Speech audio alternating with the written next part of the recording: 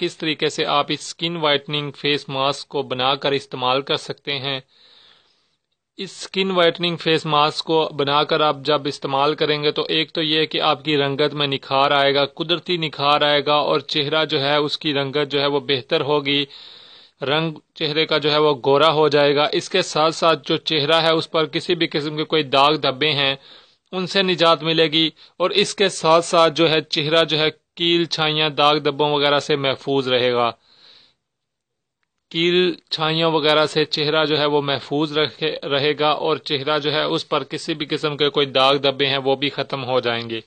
नाज़रीन, इस face mask को बनाने में जो अज़्ज़ा इस्तेमाल हो रहे हैं वो शहद, और जैसा कि आप जानते हैं मैदा, और इसमें हम थोड़ा सा बेसन ऐड करेंगे। दोस्तों, सबसे पहले हम जो है इसमें मैदा ऐड कर देते हैं। ये मैंने 1 चम्मच शहद थी, इसमें तकरीबन 1 चम्मच मैदा ऐड किया है, और बेसन बिल्कुल थोड़ा सा ऐड करेंगे हम, बिल्कुल मुनासिब सा।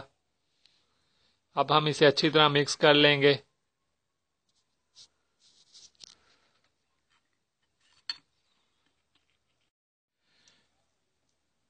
नाजरीन, जैसा कि आप देख सकते हैं कि हमने इन्हें अच्छी तरीके से मिक्स कर दिया है और ये एक गाढ़ा सा पेस्ट बन गया है, जिसे हम अभी आपको ये देख सकते हैं आप।